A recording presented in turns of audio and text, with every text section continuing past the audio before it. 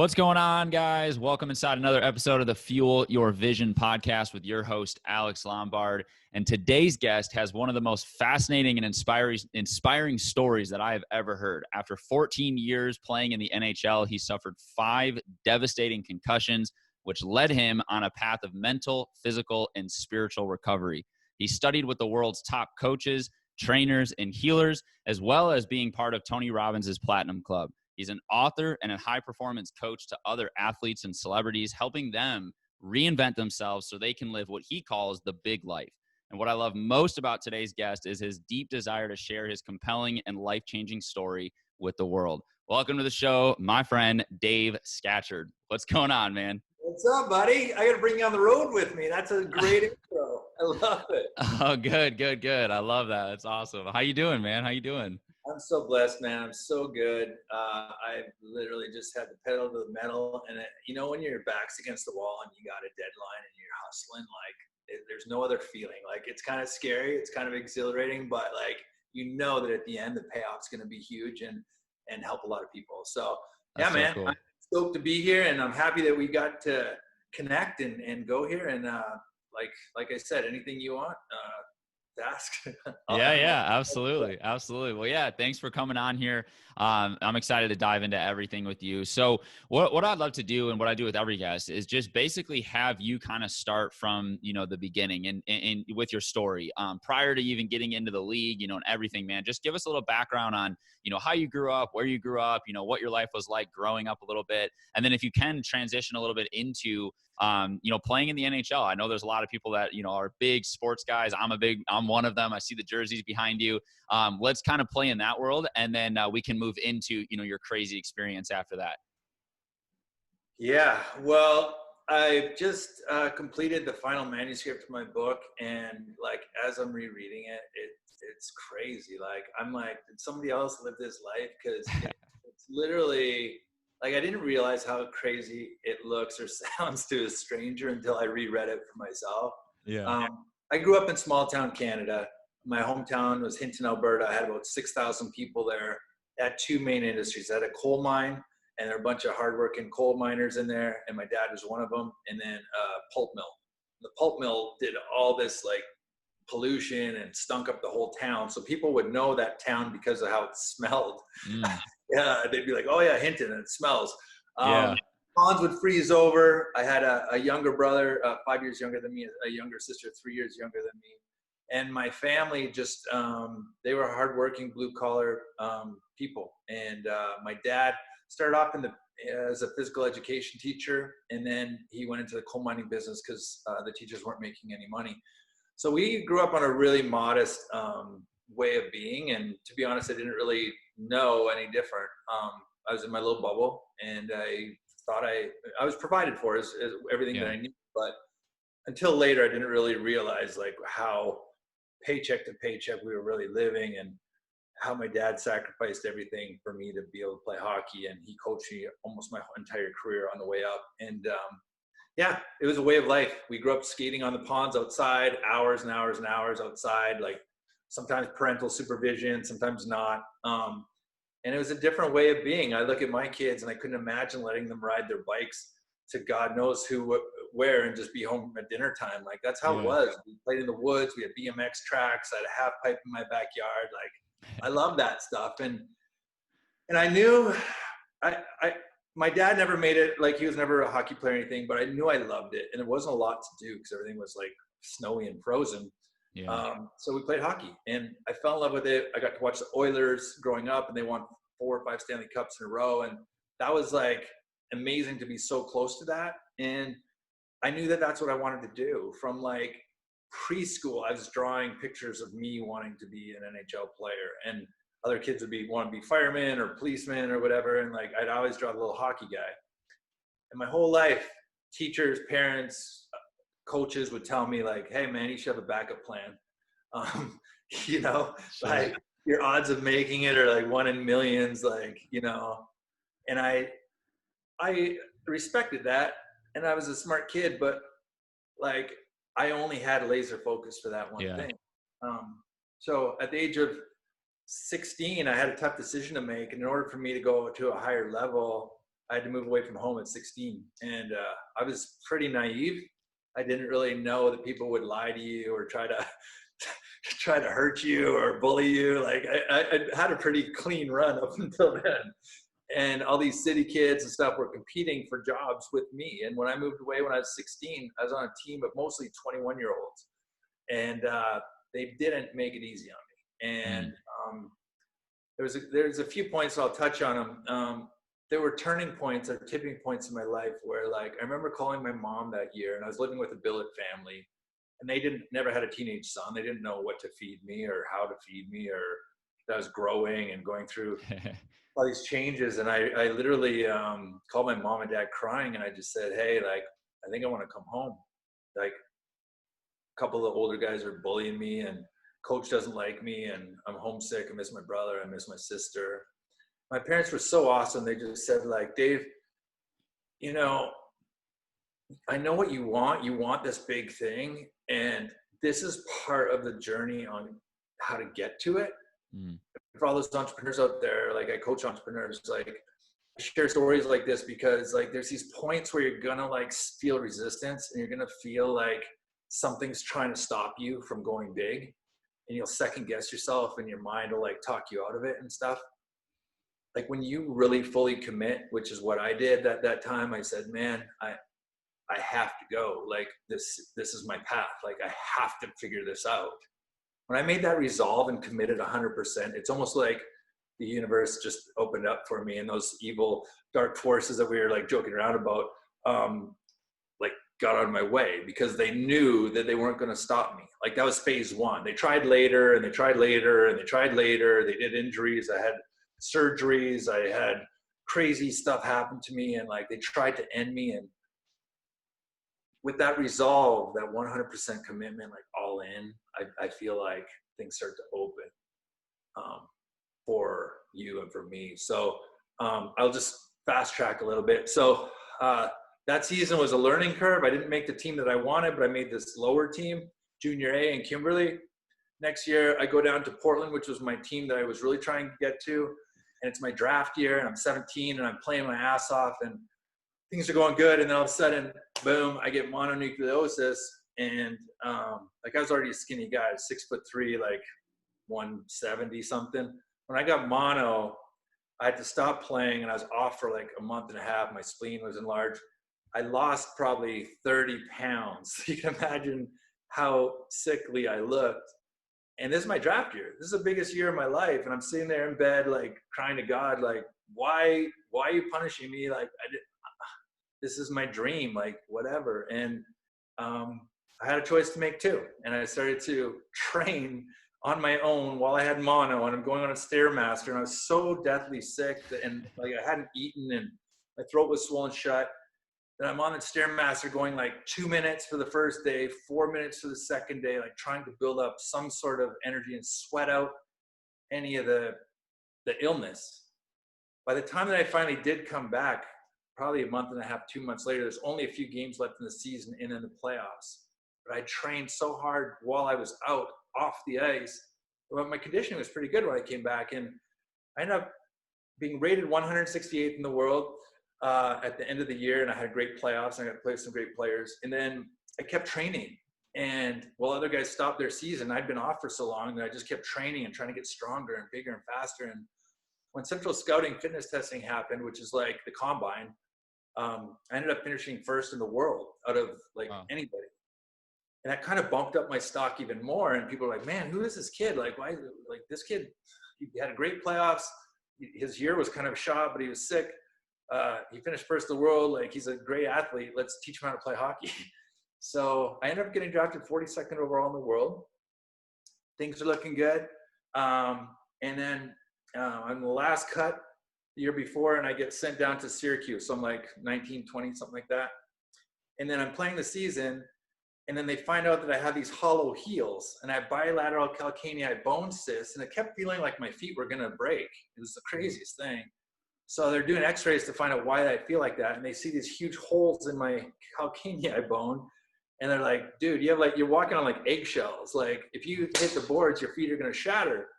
So, like, I'm trying to make my dream here, and nothing's working.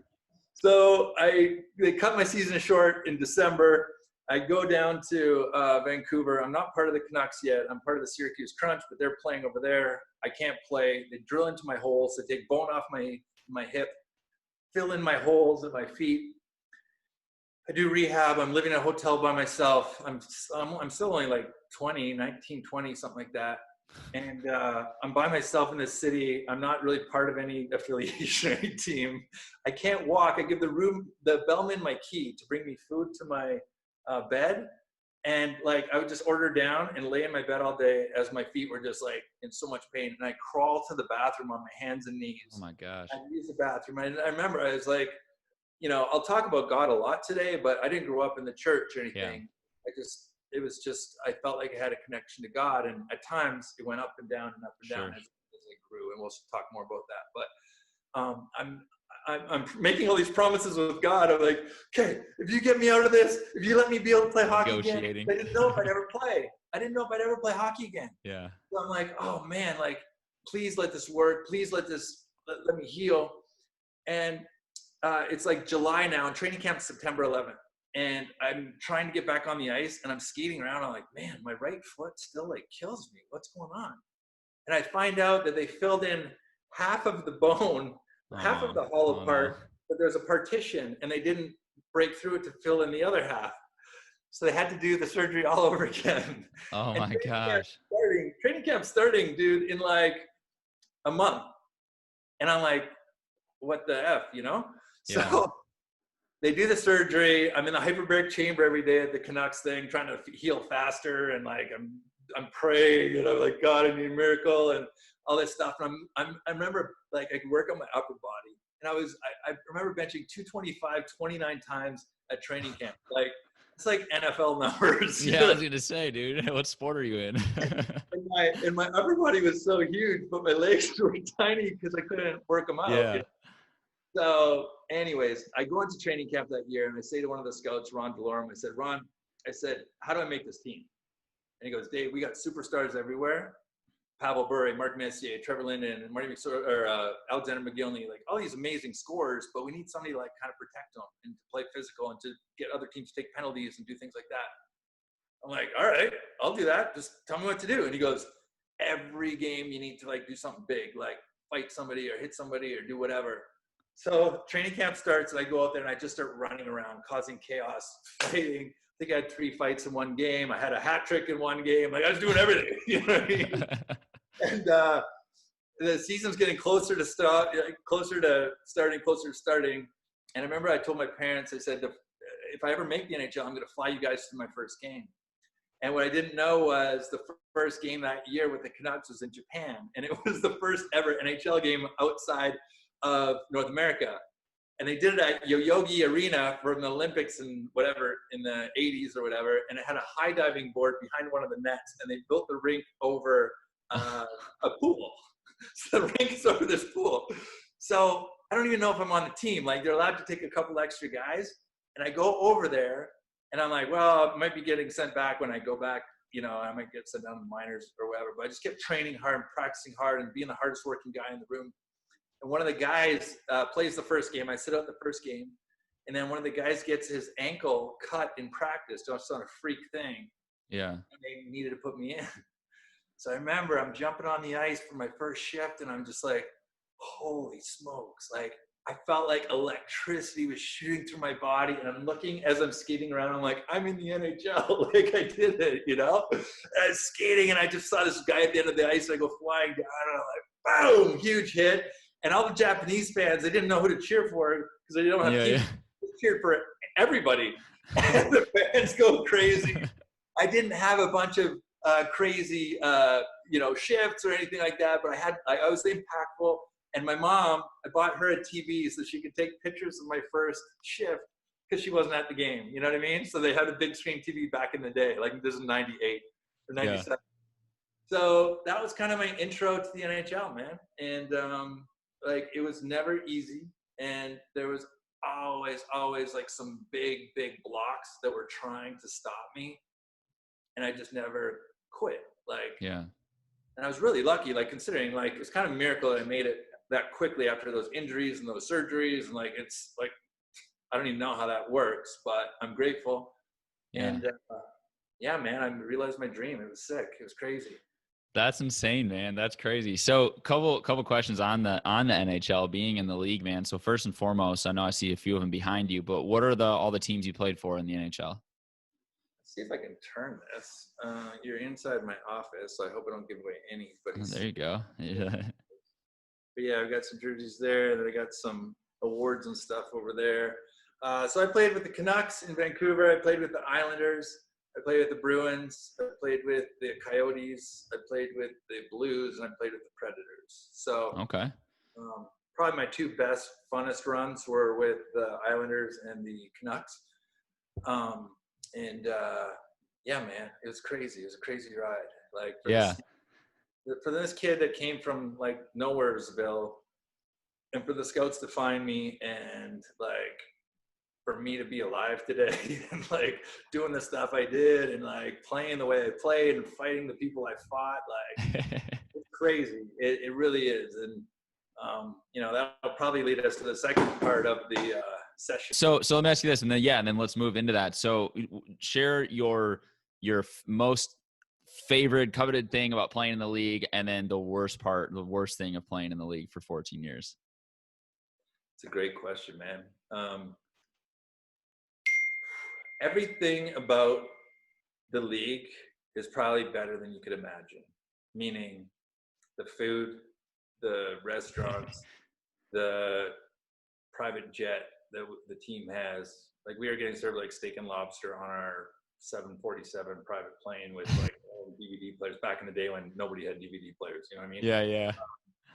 The poker games, the guys were my favorite thing, man. You got 20 warriors going to war. We would literally die for each other, block shots for each other, fight for each other, like whatever it took. That team thing, it's really what I miss the most, is not being on that team. But I'm creating it with my coaching, which is kind of cool. Those are some of the best. I mean, obviously the money was amazing, but I never played for the money. I really didn't, and I would have played for free. It was so much fun, and it was such a challenge. I miss the challenge too, like putting something that scares the life out of you on the line and going to do that thing in front of 20,000 people live and 1 million people on TV, like over and over and over again. It's kind of crazy to think about, like, now. And all that stuff's great. I met my wife in Manhattan. She was a model. I was a hockey player. A mutual friend introduced us, and like, nice. That wouldn't happen if I wasn't playing hockey, or if I didn't get traded to New York.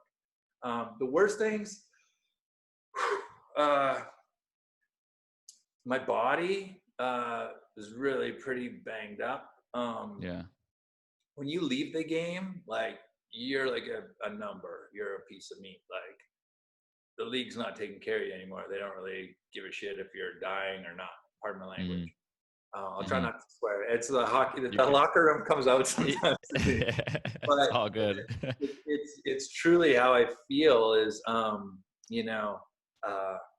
when I was done, I was in really big trouble after my 5th concussion, and the league wasn't concerned about Dave Scatchard. They could care less. And if anything, they were trying to get me off the books, get me out the door, get me away from them, so they didn't have to see me or deal with me. And that's a tough part, It is a business. I'm a big boy. It's okay. But like, on a personal level, it's like, man, it's kind of cold-blooded. Like, I would have done anything to protect my team or die for my team. And like, when I'm done, my team doesn't care. Like, they're like, see you later. Like, no, that's not how I operate. And interesting.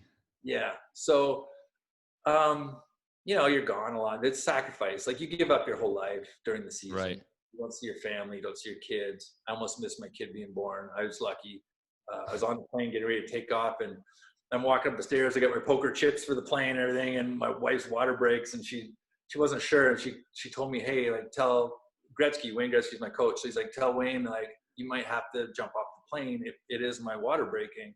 So she went to the doctor. I'm on the plane, and I told Gretz, I'm like, hey, I might have to go. So like, fire up the engines, do whatever, but give me like 5 minutes on the tarmac before we head to Washington, because we were leaving all the way from Phoenix to Washington.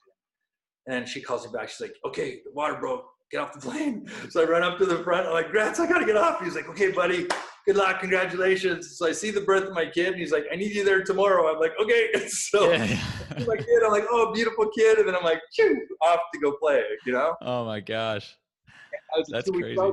two-week road trip. So my first baby, I see her for like a few hours, and then I don't see her again for 2 weeks. And like Wow. those little things, you know, is part of the gig, but it's also like nobody knows that stuff. The Yeah, I trade, don't think about that. trades, like packing up all your life and saying goodbye to all your Yeah. friends you made, like you're gone. Like there's nothing you could do. So that part sucks, but I love the training. I love the competitiveness. I love the league, the game, the perks that come along with it. You know, it's worth every sacrifice I ever made. People knew how bad I got hurt after it was over. They're like, would you do it all over again? And I'm like, yeah. Really? And even those injuries now, as painful as they were when they happened, and we'll get to that shortly, is like, you know, that was the biggest gift in my life. Yeah. And I didn't get it until I came out of it. But for 3 years, I was like, I didn't really want to be around because it was so painful. And I was so broken, really. And it wasn't until later that I looked back and I realized like the purpose behind the whole thing. And Yeah. That's awesome, man. That's awesome. Great insight also too for anyone listening that, you know, is thinking they want to go pro in whatever they're doing. You know, hey, this is a guy that's done it for a long time. He's been through the ringer. So, you know, take it for what it is. But yeah, man, let's shift gears and let's kind of move into, you know, some of the craziness, you know, and the blessings, right, that happened in your life. You know, you said you played during that 14-year span. I think it was 5 concussions that you suffered, and the last one kind of knocked you out to a point where, you know, you basically left Earth, right? Or literally left Earth. And so let's talk about that. Go through the experience of just like what exactly happened, and then just share what you want to share. And then I'll just kind of pick at it, man. so you guys are pretty lucky. Okay. I've only shared this story with like 1 or 2 other podcast type of things. And then it's in my book. And the only reason why I'm sharing now is because I love you and Let's go. your message. And,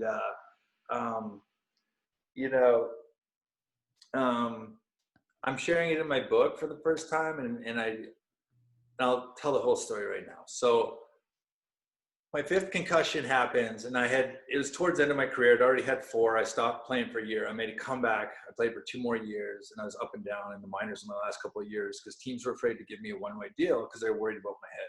And I guess they had a right to feel that way after the way I look at it now. But at the time, I'm like, no, I'm fighting everyone. I'm doing everything, and like, you know, I was one big hit away from being done, you know? And I guess the GMs kind of knew that. So I was up and down, up and down. I get sent down with a few games to go with St. Louis, and they were going to bring me back up for the playoff run. And I'm in playoffs with the minor league team, or leading into playoffs, I think a game or 2 left. I'm carrying the puck up, and I only know this because I saw the video of it, but this is the start of the game. Puck drops. I carry the puck up the ice. I make a great backhand pass over to my teammate over here. And if you don't have the puck, you're not allowed to be hit, right? But the guy that hit me, he was kind of a tough guy and kind of sent out there to shut me down or whatever because I was the other team's best player. And it was like 1 Mississippi, 2 Mississippi, like boom, like lights out. I got smoked. I didn't see him. Broke my collarbone, dislocated my jaw, broke my nose, but like I was unconscious.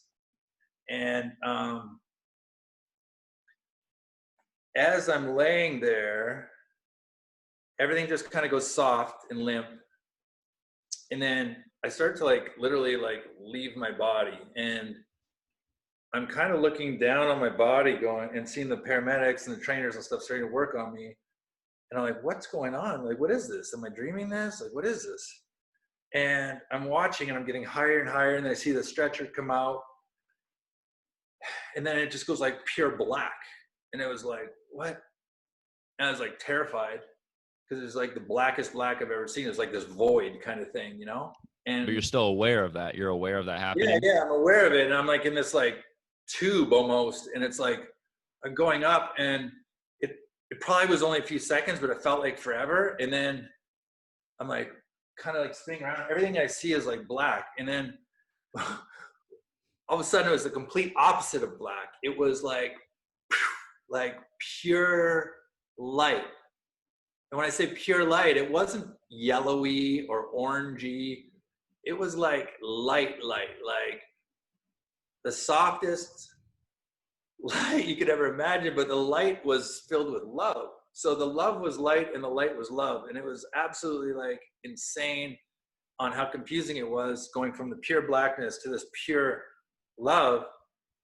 And I just like was like frozen. Like, I'm like, whoa, what is this? And I'm like, and I'm sitting there and the light was just pouring into me and filling my heart like I've never had my heart filled ever. And it filled my heart so much that it started to like explode out of me as it was coming into me. And the light was love and the love was light. And all of a sudden, like I was like a star. And then when I began to move, I realized that I had like no weight. I had like nothing attached. I was like free. When I say free, it was like floating, but like times a million. It was like completely effortless and open and expansive and like brightest, most loving light. Like it was like you're bathing in light and love. And I was like, oh my God, like this is crazy. And I just started crying because it was so beautiful. And I realized like if I felt like I needed to breathe, I could just breathe for like forever. It was like if I want to do a 3-minute in-breath and a 3-minute out-breath, I could. And I was like, whoa, because there's nothing restrictive. Up there's nothing restrictive. There's nothing heavy. There's no weight. There's no burden. There's no doubt. There's no fear. There's no stress. There's no overwhelm. There's no anxiety. There's no pain. You're like, oh, like, okay, this is what it's supposed to feel like. It was like bliss. It was like pure ecstasy and bliss. And I didn't really have any communication with anything at the beginning. I'm just basking in it. And then I would think a question. I'm like, what's going on? And then the message would come right back to me. And it wasn't really like a booming voice or anything. It was like, you're okay. You're okay. Like just this reassuring, loving message to me that I'm okay. And I'm like, oh, okay. I'll take care of you. You're home. Like everything's good. Like so great to see you. Like a dad or a mom giving you a hug. Like it was weird. It didn't super feel like a dad. It didn't super feel like a mom. It was like a blend. And it was like so harmonious and beautiful and like loving, unconditional. Like everything was unconditional.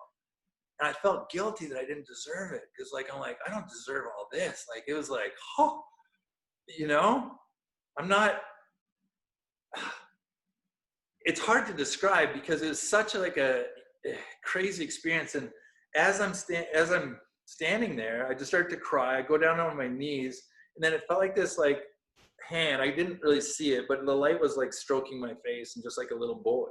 And then it picked me up and it held me like I was like a baby, like holding me. And I'm just crying and crying and crying. And like, it's like this like smiling, loving love, just holding me, not a lot of communication. And it said, are you ready? And I'm like, yeah, ready for what? Like, and it felt like I was a little boy holding the light's hand, just walking with the light. And this went on for like, I was unconscious on the stretcher and stuff and in the ambulance for apparently 10 minutes. I don't know, but this interaction seemed like really long. There was no time to anything. And I remember like just being so in love with the feeling of being loved that I was like, this is amazing. Like I've never felt like this. Like this is like the best feeling ever. And it was so comforting and reassuring. So I'm walking with the light and everything's like incredible. I'm like, holy, like this is the greatest thing I've ever seen. And then I had this weird flash, like for a second. And I had a flash of my 1-year-old, my 2-year-old, my 4-year-old flinging themselves on my casket, all wearing black at my funeral, and my wife's sitting there, and my kids jumping off her lap and running and jumping on the casket as they started to lower it down into the ground. And the grave digger guy was like chucking dirt on it as it was getting lowered, and it was hitting my kids in their little black suits and dress. And I like freaked out. And I said, whoa, whoa, whoa. I said, I don't think I can go. And the message back to me was like super loving. It's like, it's okay. Like, they'll be okay, And I'm like, Yeah, I don't know. I keep walking with life a little bit more, and then I'm seeing it again, and I'm like, I don't think I can leave my wife right now, and my kids, and the light kind of just stops. It's like, it's okay, like I got it. I always take care of everything, and I'm like, yeah, I know, but do I have to go? Do I have to go with you? And the message back to you is kind of like, we don't have to go, but they're gonna be okay. Like, you're home, like you're here. I'm like, and I just sat there, like pondering, what do I do? And the more I thought about it, and leaving my wife with a 1-year-old, 2-year-old, and a 4-year-old, and them growing up without a dad, I'm like, nah, I think I want to go back. And the communication is so beautiful, and it's just like smiling and loving. It's like, it's, if you want to, you can, but I just want to let you know you don't have to. I said, no, I want to go. It's like, okay, you can go. And I'm like, how do I do it? Like, what do I do? And it's like, well, you let me know when you're ready, and we'll send you back. And I'm like, yeah, but what do you want me to do? Like, I know you're real now. I've seen you. I've felt you. I more felt God than like saw some crystal clear vision, because it was all light, right? And I felt the love so strongly. It was so beautiful. And I said, what do you want me to do? He said, this love that you feel right now? Because it was like so perfect. I'm like, yeah. It's like, I want you to take this back with you, and I want you to share this with each person that you come in contact with. Look them in the eyes and let them feel that love. And let them feel it like from your heart, like unobstructed. Like, love them like they're your brother or your sister. I'm like, that's it? Like, I was willing to sell my stuff and go on a mission trip and like do whatever you told me to do. It's like, no, like, that's all I want. I just want everyone to love each other like they're their brother or sister. I'm like, yeah, I can do that. And I'm about to leave, and he said, one more thing. And I said, yeah. And he said, I want you to share this story. And this is the hard part for me, because I've kept this a secret for a long time, almost 8 years or 9 years. And it took me 1.5 years to even be able to tell my wife, and she wasn't the first person that I told. And the only reason why I didn't share with her was because I was scared to tell her, because I almost didn't come back. Like, I was really on the fence about coming back. So this is where it gets kind of crazy. I come back, I wind up back in my body. They've got all my hockey equipment cut off. I'm in an ambulance, in a stretcher on a back brace. Like, I'm on the board. Got my skates on still. They cut off my laces. They cut all my jersey and everything off. And I come out of it, and I'm back on earth, and I'm like, oh my goodness, you guys see that? Like, I start to try to talk. My jaw is dislocated. So it's like flopping all around, and they're holding me down. They're like, sorry, you've been in an accident. And I'm like, no, did you guys see what I just saw? Like, it was crazy. And they're like, sir, calm down. You're at the hospital. You've been in an accident. And the crazy thing was, I stayed detached for a while. And then after like a minute or two, I started to come back into my body. And the weight of this world was almost unbearable after being there. It was so heavy and so dark and so, and I was in so much pain. I had bleeding in my brain. I had microhemorrhaging in my brain, the jaw, the ribs, the collarbone broken. And then my head just started pounding. So can you imagine going from this perfection of everything to probably my worst case scenario I could have on earth? It was like when I came in, they thought I was in a car accident. The injuries that I had to be like a seatbelt, like kind of like head-on collision. So they start doing MRI and all this brain scanning stuff and all this. And the pain would continue to get worse every day for almost 3 years, to the point where I was slurring my speech. I was dragging a leg when I walked. I had trouble exercising. I was at the Mayo Clinic 3 days a week. I had no memory. I was on Alzheimer's medication. It was it was so awful that I wouldn't wish it on my worst enemy or anybody ever. And I detached from society. I went into hiding. I didn't want people to see me like that. I was like a Lamborghini before, and now I'm like a broken down thing on the side of the road that people are just driving by. Yeah. I didn't want to like burden people and go, hey, I need help, like help me out. So I just shut it down and I stuffed it all down, and it was like so heavy and so dark. And I'd go in my movie theater at my house and just turn off the lights and just sit there for hours. Like lights bothered me, sounds bothered me. I couldn't help my kids learn how to ride a bike or jump on a trampoline, or I couldn't run after them. There's a time when I forgot that I was babysitting my kids, and I put my little guy in timeout for punching his brother in the face for like a minute or two just to try to teach him. And I just forgot him. And I was outside swimming with my other kids. And my wife comes home like an hour later. She's like, where's Sawyer? And I'm like I had no clue. Like, it's scary. Yeah. And I felt like an awful husband. I felt like a burden. Like I had money and stuff from hockey, but like I couldn't work. I had no purpose. I was literally just trying to save my own life, and I constricted and I contracted, and I had all this armor around myself to protect myself. So it was almost like I was waiting for another big like hit, you know? And I was stuck there for 3 years, man. And I leave the Mayo Clinic and they're like, 3 years in, they're like, Dave, we've done everything we can for you. This medication should help your pain. These sleeping pills should help you sleep. This Adderall should help you concentrate. This Alzheimer's medication should help your brain be able to remember stuff. I'm like, really? Like, this is what you're leaving me with? I'm 36. Like, I got another 50 years to go, bro. Like, really? And like, sorry, you're just gonna have permanent disabilities. Can you imagine? Like, I drove away, I was just bawling. I'm in my car, I'm just crying. I don't want to go home. I don't want to tell my wife, like, I'm like, well, hon, this is what you get to live with the next 50, 60 years. Yeah. Might as well change my diapers and do everything else. Cause like, who knows what, it was just this terrible like downswing. Man, I remember, should I keep going? Like, I mean, Yeah. No, this is good. Yeah. So, I go home and I'm like, I'm crying in my bathroom, and I don't want to tell my wife that I'm done at the Mayo.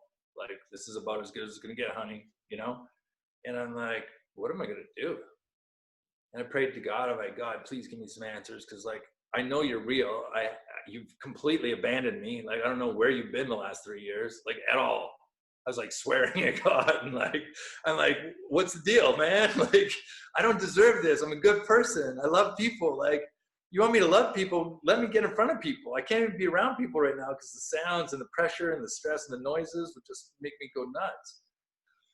So I say my prayer, and then I had 5 properties in 3 countries. I had a house in Cabo, a couple in Canada, and two in the States. I'm like, man, I got to bring this stuff in because I'm not getting paid anymore. And like, I got all this luxury real estate everywhere. And I used to be a real estate like wizard. And I couldn't read a real estate contract. Like, I couldn't make it through. I just couldn't focus. So I hired a life coach, and he happened to be with Tony Robbins group. And I didn't know Tony at the time. And he said, what do you want, man? Like, what do you want with your life? I'm like, well, I want to stop suffering. Like, I want to stop being in this pain that I'm in, but I also want to help learn how to take people out of pain. Like, this sucks. Like, I don't want anyone to ever have to feel this way. Like, show me where I can learn that. And he said, well, I go to Tony Robbins Leadership Academy. And he goes, they train coaches and psychologists and everybody there, and they do some neuro-linguistic programming and like a bunch of cool stuff. So it was like starting in a week. So I try to drive my car to San Diego, and I haven't made a long road trip since my injury. I pull over 3 times to sleep because it's too stressful on my little shattered system. I get there, there's tunes pumping like crazy. People are dancing around like maniacs. Thank God the leader of the Platinum Partnership, Scott Humphreys, like recognized me. He's like, Dave Scatchard, like, what are you doing here? I told him the whole story, and he goes, listen, you're not sitting in the back with those guys. You're sitting up front with the Platinum Partners, and like, you're gonna be a plat one day. And I'm like, I don't even know what that was. But I do the Leadership Academy training, and on the way down to San Diego, I prayed to God. I'm like, God, this better work, man, because if it doesn't, like, I don't know if I should be around anymore. And you know, I didn't have like a plan or anything, but it had been on my mind for 3 years, and I felt like a bad person, and you know, is like, somehow it seemed like an option, you know, to get out of here. And thank God I didn't. And thank God I had miracles. And the first miracle I had was we went back and visited the purest version of our soul. And I'm like, man, I don't even know what that is, you know? I'm going back through my years, my formative years, and there was this time, oh my God, this is so crazy. So there's this time when I'm 5 years old, I'm gonna start crying. I was this little boy and I dressed up as Superman. I can't believe it's on my desk right now. That's crazy. And I was pure, man. I'd never been spanked. I'd never had my heart broken. I'd never had anybody lie to me or cheat on me or hurt me or injure me or fight me. I was just a pure little guy, man. I loved animals. I loved people. It was crazy. And that was the purest version of my soul, this guy right here. The crazy thing is, I'll come back to this, but my grandma gave me this picture for Christmas about a month after I had this huge breakthrough, and she had no idea about the story. Jeez. You're telling me God ain't like reinforcing it? Bro, seriously. right here. Yeah. Oh, so I have this vision of little David, okay? Not Gladiator Dave, not Hockey Dave, not famous Dave, whatever. It was like this little boy that was just pure. He was so pure, and he was such a little light, and he just loved and hugged everyone and like trusted everyone and like was just so authentic. And I looked at him and the hockey player Dave, Gladiator Dave, like nothing. I didn't see any light. I didn't see anything. So here's where it gets crazy. So they started having us remove this armor, all the armor that we put over our authentic self, little David. And I started working, and I'm like, holy crap, like, do I have a lot of stuff? And I started ripping it off. And the first time I moved away from home, and I was terrified, and I covered up. The first time I was embarrassed, the first time I got spanked, the first time I got cheated on, the first time I got to the principal's office, first time the teacher yelled at me. Every time somebody hurt you, you almost cover up, right? And you're like, whoa, I'm not doing that again. I'm not doing that again. That hurts too much. I'm not going to put myself out there. You know what I mean? So like, so my armor was like this, and it was like a rock around me, and all this like hard metal and hard stuff. And I'm like, holy crap, like it's going to take me forever. So the exercise finishes it, and like I'm in the back of the conference center by myself going bananas because I know I got to get the little guy out of there. I'm like, rah, rah, I'm just ripping everything off. Like they're talking up on stage. Like I'm in the back room having a freaking meltdown. And I was like, oh. So I'm getting closer. I can feel it. I can start to see little sprinkles of light. And this is where it gets really cool, is I rip off the last layer of armor, and little David drops under the armor. And I see this light spraying out, and the light is the exact same color as what I saw when I was in heaven. I'm like, oh my God. So I start pulling up this rubble, and I was at 9/11. After 9/11 happened, we went to support the firefighters, and that's a whole another story when I was with the Islanders. It was just awful. And I just imagined it like rubble, and I'm pulling the rubble off. And I'm literally in the back corner of the room crying, snot bubbles flying everywhere. I'm pulling it off. I'm like, I'll get you, little guy, I'll get you. And like, I finally pick up little David, and I just burst into tears, man. I reconnected. Like I put him so far away from what I had to go do with my job and fighting people. And like, it's not really my nature to do what I did for. But I had to do that to go there and be that person. And I told him, I'm so sorry. I didn't mean to hurt you. Like, I was just protecting you. But I said, I know that you're the truth. You're the light. And from today forward, like, I have no armor. Like, you're leading the way. I'm like putting you front and center. And like, whatever you say goes. Because you're truth. You're pure. Everything you do is pure and loving. And I'm like, what if I try that? And I was so scared to live my life that way, and to be able to cry in front of however many people and to do that. But it's not, it's just, it's real. And I was ready for the bashing and the hating and all the stuff to happen. And it was nothing but pure love, man. Like when people saw me come out of it, and it felt like this, all the light that I had been deprived of me couldn't get through all my armor. When I got it off, it just poured on me like a waterfall. And I felt God like, It's like, I'm like, whoa, there you are. Where you been? You know, I just started crying. My body's like convulsing kind of. I go to bed that night and I'm brushing my teeth. And this is miracle number one. I'm brushing my teeth and I'm looking at myself in the mirror and God just starts talking to me like head on, like in my own eyes. And he's like, hey, you know how much it hurt me to make you suffer like that? I had to put you down there so you could relate to people when they come to you, because you're going to be helping people coming from that exact same space. And you wouldn't know what that feels like unless you lived there. And I lived there for a long time. So now when somebody comes into my office for coaching, I'm like, yeah, bro, I've been there. Like, I know right where you're at. You know, not all my clients are suffering, but they're usually on a downslide or a huge uptick, and they want to go for another million or save their own life or their business or their family or whatever. And I had to experience each one of those experiences to be able to coach on it now. Yeah. It's a gift. All that pain, all that suffering, like I know pain. I know pain so intimately that I can figure out a way to claw out of it and to get out of there. And that's like kind of the crazy part. So the other story is not as long. So I'll just jump into that if we don't have time. Do we have time? Yeah, go for it, man. Okay. I'm loving it. So this is like the next day, and we're doing this swish pattern. And a swish pattern is an exercise where like you take this one vision that you have that's negative about your life and another vision that's positive, and then you play with them and interact them and do the pattern interrupt with them. So this one, I was making these sounds, but I didn't know what to think of. And then the only thing I could think of was my body image. And the image that was imprinted in me was the vision that I had from above when they were working on me, that was crumpled on the ice. That's all that I saw. So as I start to make the sound of that injury, I'm like, oh, right? Like this like terrible sound.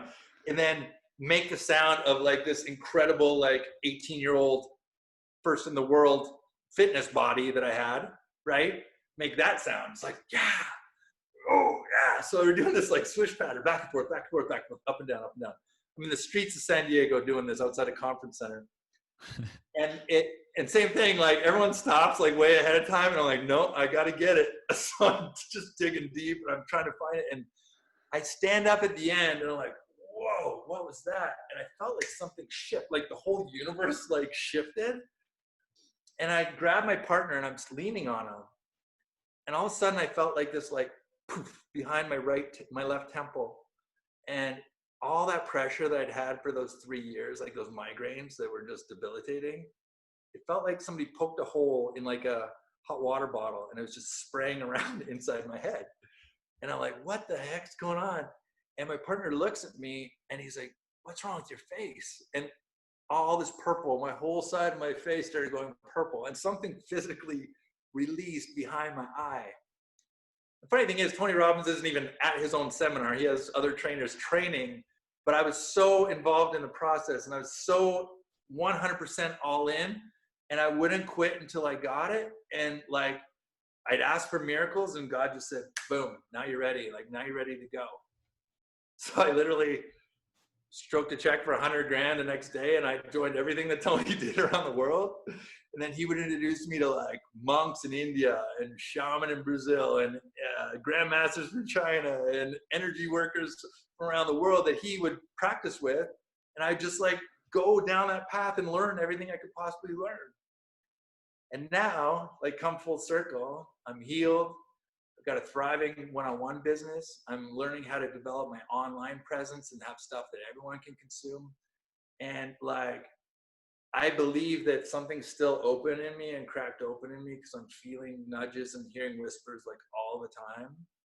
And part of what I'm here for now is to share the story, right? And to help people be able to tap into some of that.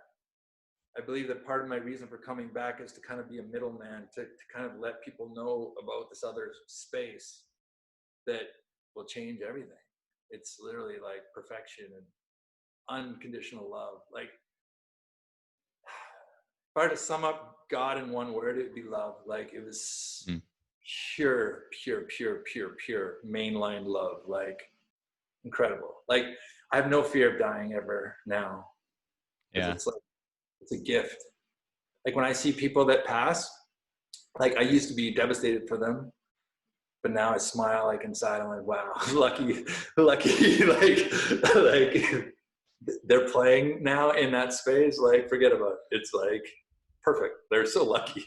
So That's cool. one of the challenges for me is to try to live in that joy and that light and that love here now, like the 5-year-old David.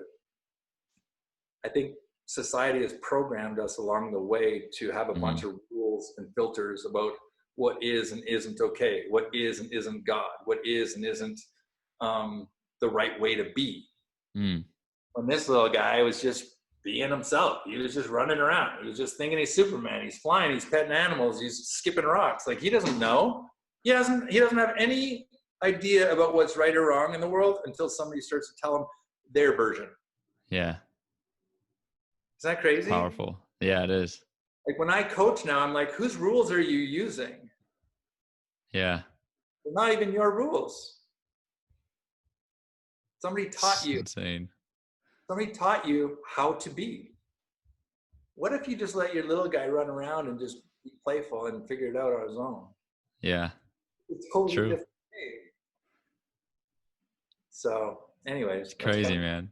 My story. Yeah, dude, that's crazy. Well, first and foremost, man, seriously, like, thank you. That was awesome. Like, that was really what I was hoping to get out of this. You know, you just getting real and getting deep, you know, because it's just it's powerful stuff, man. It's powerful stuff. You know, there is a spiritual world going on, and you know, I think another thing, you know, big time, and this is the work of, like, you know, the dark side, right? The devil is society really makes it uncomfortable, makes it, you know, blocks it out, and kind of creates this you know, this pattern for people where they kind of just shy away from that. And it's like, I feel like everyone kind of innately knows that there's like some sort of, you know, spiritual world. There's something else going on. There's something more to this, whether you're, you know, a specific religion or not. Like, I feel like most people kind of have that inner voice, or they at least question it, right? I mean, everyone does.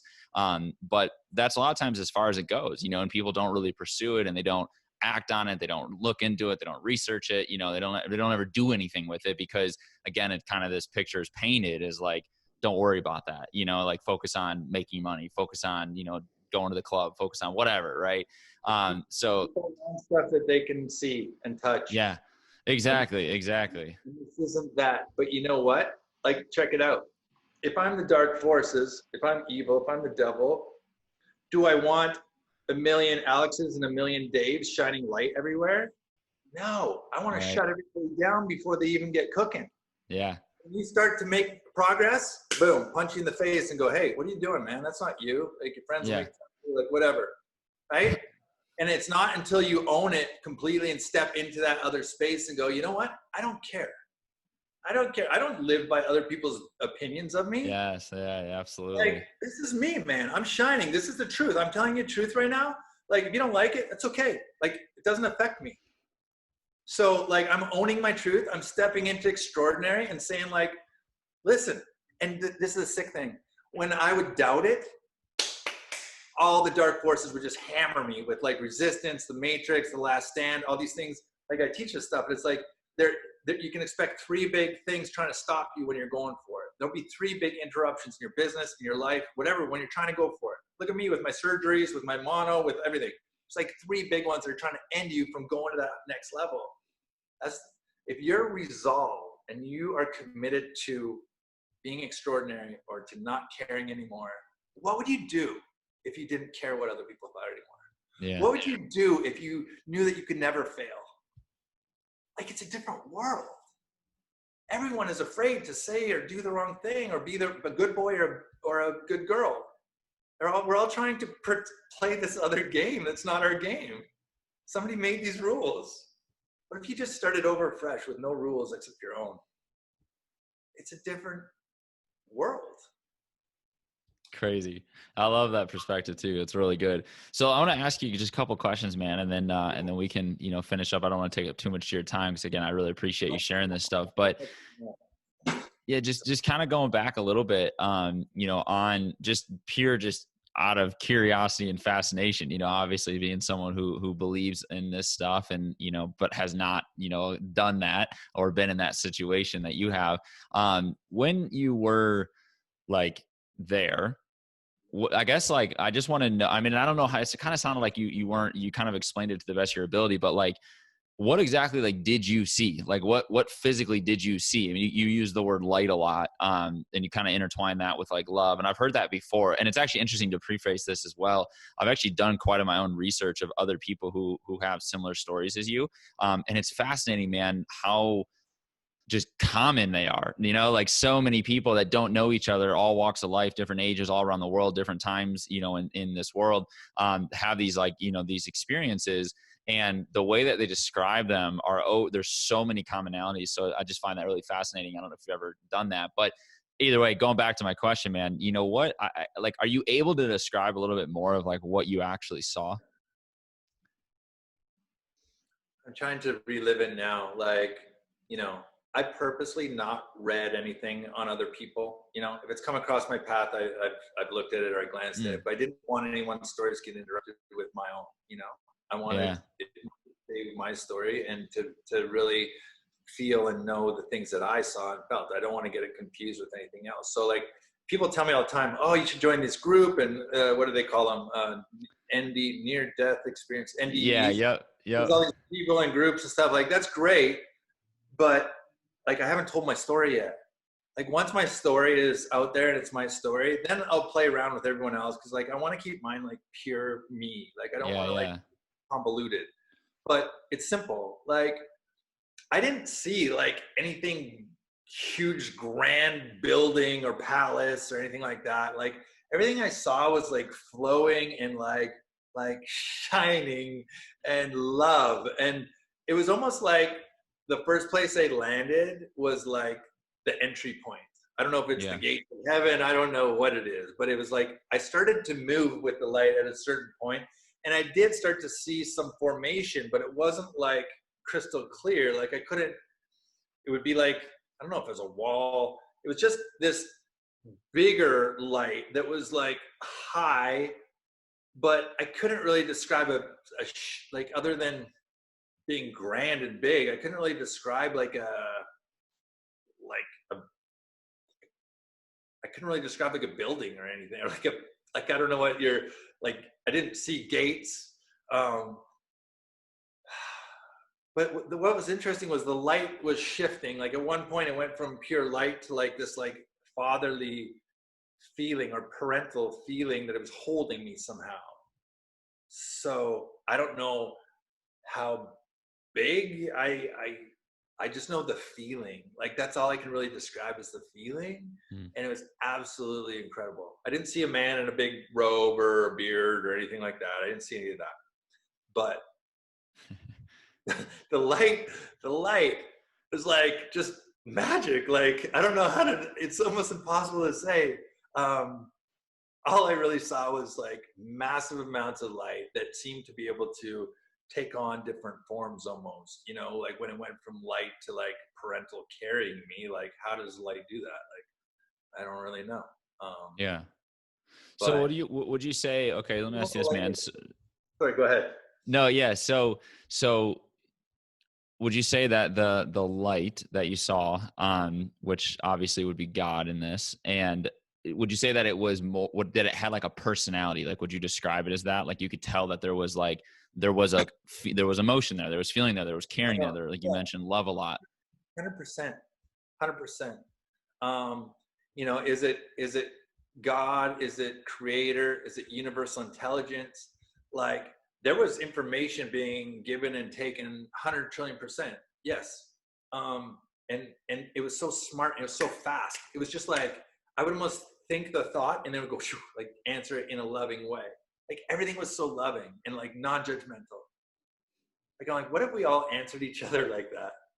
Like my wife, my kids, my coaching clients, like what if every single time I just answer them like God would? Like, hey, it's okay. Like, we'll get through it. Yeah, I'll get that for you. Like it was just like, it was calm and certain and just all knowing. Like it was like, yeah, I know, like I got it all figured out. Like it was just reassuring. It was reassuring a lot.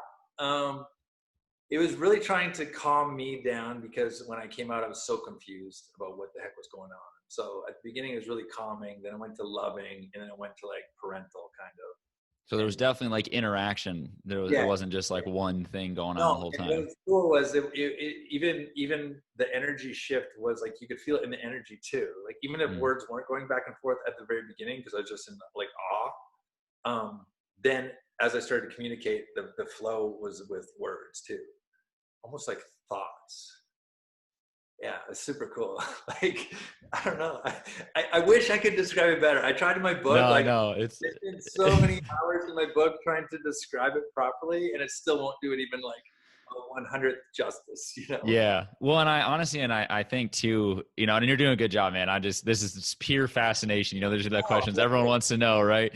But I think too, it's like, I've thought about this before, you know, I think if you were able to like define it, you know, with precise, you know, explanation, and you really could give like a, you know, a perfect answer to all the questions when it comes to these things, then it wouldn't even almost make sense. Cause it's like, if you're going to go to this perfect place, you're going to go to literal heaven. Well, that can't be related to earth. It can't be the same thing. It can't be, you know, there's similarities like the, you know, being able to feel and, you know, and hear and, you know, all that stuff. But overall, it's like, if it was how it is here, then it wouldn't be heaven. You know what I mean? So it almost makes sense. And it's almost would be weird if you were like, yeah, it was exactly like this. And, you know, it was perfect. But it's different, you know, you're like, well, like, yeah, I get it. It's totally. Like an evolved version of what we know, you know, almost is what it sounds like, you know, just to like the highest degree, like just perfection in every aspect. Question. And you know what? Maybe I didn't see it all because I didn't keep walking. That's what I was going to say. Well, you didn't, I was going to say you didn't go, you know what I mean? You went back. And so you wouldn't have seen it all. You literally, when I was walking, I felt like he was taking me somewhere, and I was like all in because it's like perfect. Yeah. But I don't think I got to see the whole reveal. I really don't. Like, I think if I would have had to cross, I don't think I would have got to come back. Yeah. I think I was probably at this threshold where like, okay, it's like, you go here, you're in.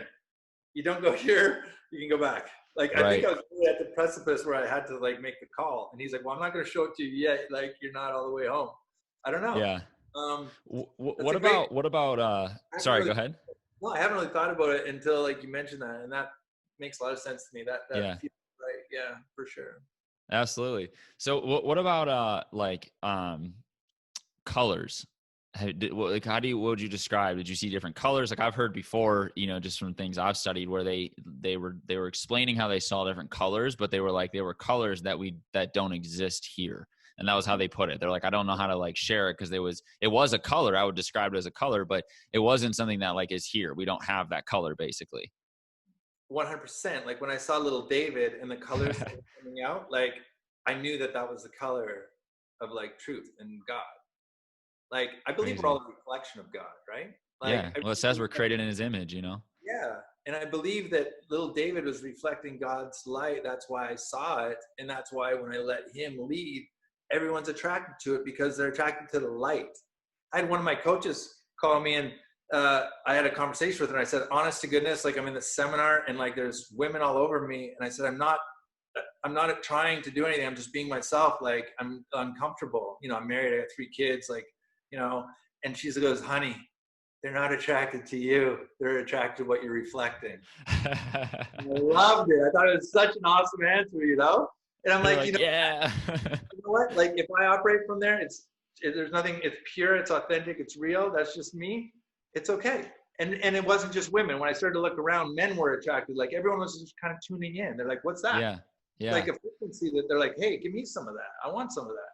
So, you know, that the colors is so funny because did you see how long it took me to describe like the color white? Like I'm like, it's not gold, it's not yellow, it's not light white, it's like this perfect white. Like that's totally true.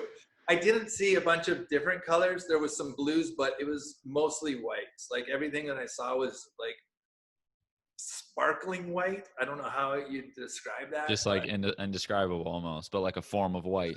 So good, man. Like I'm just like, thank you for letting me do this because I'm like kind of reliving it. Yeah. It's making me feel this is really cool. Good. Me too. This is fun. Yeah. Yeah, man. I would really wish, like, I mean, when I had that vision of my kids, the only thing I could think of was to get back.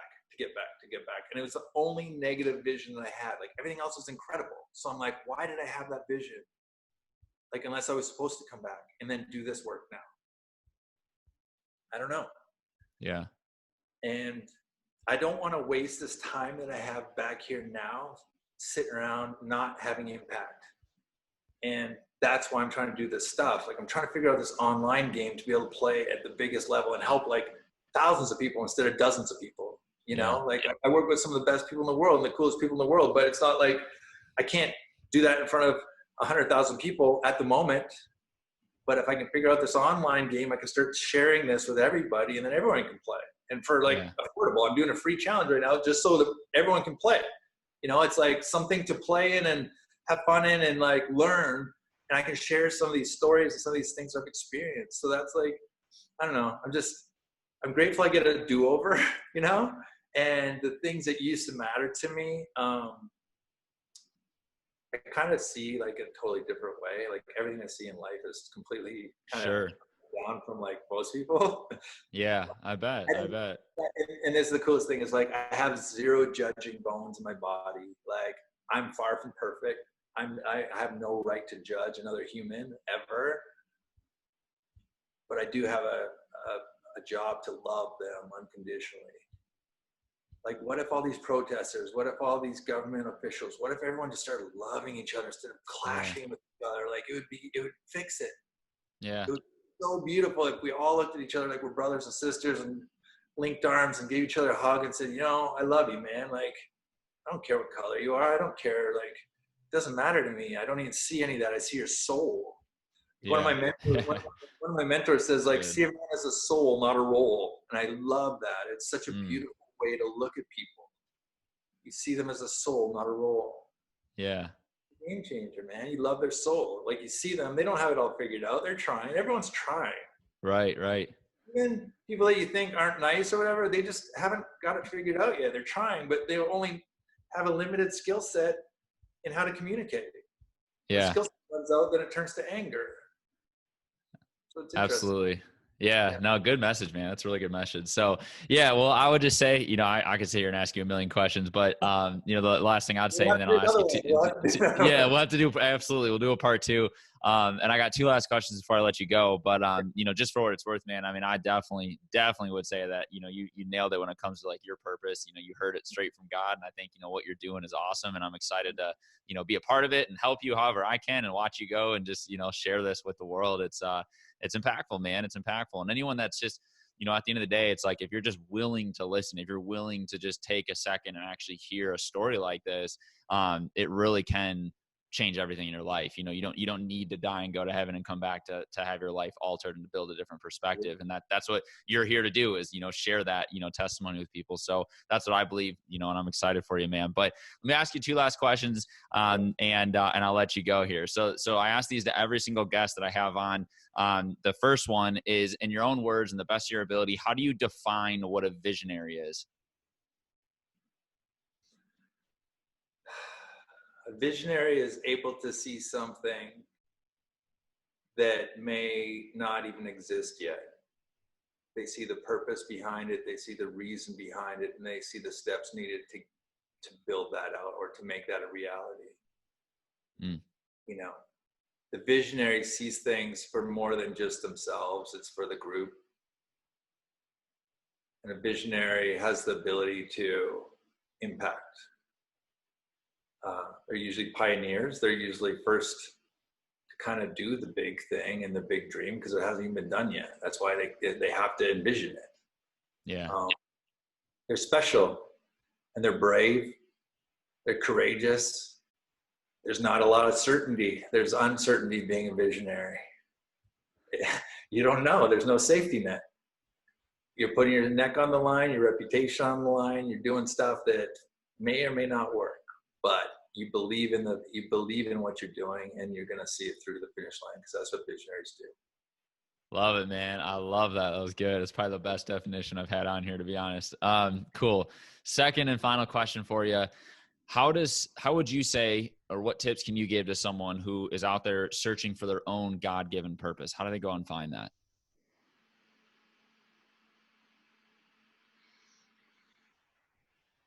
God's given you special experiences. God's given you special talents and skills for a reason. Yours might be in Instagram marketing. You're an expert. You have a way to connect people around the world like that. It's incredible. You might be able to use this purpose for something like you're doing right now and share the word, share this vision, right? Like that's impactful. You're able to impact millions of people every time that you do your job, right? Who else has that ability? Like that's what I'm actually trying to work for, is to be able to impact millions at a time. Like that's a special gift. Everyone has a special skill set. You might not think that you're playing the piano or you're drawing this art or your ability to do this one thing at a high level is important. But as I help leaders and entrepreneurs and stuff bring stuff to like products to market, I'm always asking them, what's your skill sets? What's your gifts? What's your special secret superhuman gifts? And they always find them when they really look. They're like, well, you know what? I'm really good at this. Like, do you know how many people struggle with that thing? Like, you can be the linker. You can help everyone. Like, there's probably 1 million people that need your skill set right now. Figure out a way to communicate and share with the world. And your purpose doesn't have to be like, go save the world. It could be saving one life. It could be loving on somebody that needs a hug. When I got back from that event, God was just talking to me like crazy and talking to me like crazy and talking to me like crazy. And I couldn't shut it off. I was like downloading everything that I'd been cut off for years. And I was with my wife at Target, and she hadn't seen me in a few days. And the kids are with her and they're all happy to see me. We got all this shopping stuff. I paid that checkout girl and I walked by, and God says to me, hey, what about her? And I'm like, huh? Like, what do you mean? What am I supposed to do? And he's like, go talk to her. She needs you right now. I'm like, what? I'm like, this is the difference now, okay? When I hear the nudge, I just go. I don't even second guess it. If I get the nudge to go talk to somebody or love on somebody, I do. So I walk back. There's a big old checkout girl, you know, and she's just like sitting there, and there's a line of people. And I had to stop the lady from coming, and I looked the girl in the eye and I said, you know what? I said, I got a message for you. And I said, you're so loved. You know how loved you are right now? Somebody's telling me to love you and let you know that it's going to be okay. It's going to be okay. I gave her this hug, and we embraced for about a minute, and we're just, both of us are bawling. People at checkout line are probably like, what the hell's going on? You know? Seriously, that's crazy. And I give her a kiss on the cheek, and I said, I love you. She said, I love you too. Thank you so much. How did you know? And then I said, I was just told. You're being looked after. And I walked out. My wife's outside waiting for me because I got the car keys. I got tears coming in my eyes, you know, and she's like, where you been? I tell her the story, and she's like, you're crazy. And I'm like, no, I'm tuned in, man. And we can all be. When you get the nudge, like some of those weird things, you're like, what? What do you mean I'm supposed to do this thing? Or launch this program, or speak to this person, or call this? It's all, you're being led. You just gotta trust it. Mm-hmm. And if your purpose is just listening to those nudges and acting on them, that's good enough in itself. Who knows what that did for that lady? I did a call the other day with a group call, and the girl texts me after, and she said, you know what? You saved my life today. I had no idea. But during the middle of the call, something told me to say something particular about my past experience, and she got it. And she knew that I got it, and she made a purpose of telling me later that I saved her life. Like, really? Like, I'm doing it, man. I'm doing what I promised I'd do. I'm trying my hardest. And I'm just grateful. Like, I get to do this for a living. Are you kidding me? Like, man, it's crazy. So thank you for having me on. Thank you. Yes. I mean, you've been very supportive of me, and I just really appreciate it. And I love what you're doing, and keep doing the good thing, man. I know where you're going with this, and I love it, and I think it's beautiful, and anything you need, I got you, okay? I love it. I love it. Thank you so much, man. This was awesome. This was really good. Where can people find you? I want to give you a floor just to kind of promote, you know, where can people find you if they want to work with you, if they want to connect with you more after listening to this? You know what? The easiest way is probably through social media. So if you want to try to direct message me on Instagram or Facebook or Twitter, DaveScatchardPrograms.com. I got support at DaveScatchardPrograms.com is my email. If you guys have any questions, or anything, I'd be with anything. Cool. Okay. I'll link that below. Dave, thanks so much, man. Thank you so much for sharing. This was an awesome time. I appreciate it a lot. And for all those listening and watching, make sure you guys give this a like and drop a comment below of your takeaways. I look forward to reading them. And with that, I'll see you guys in the next episode.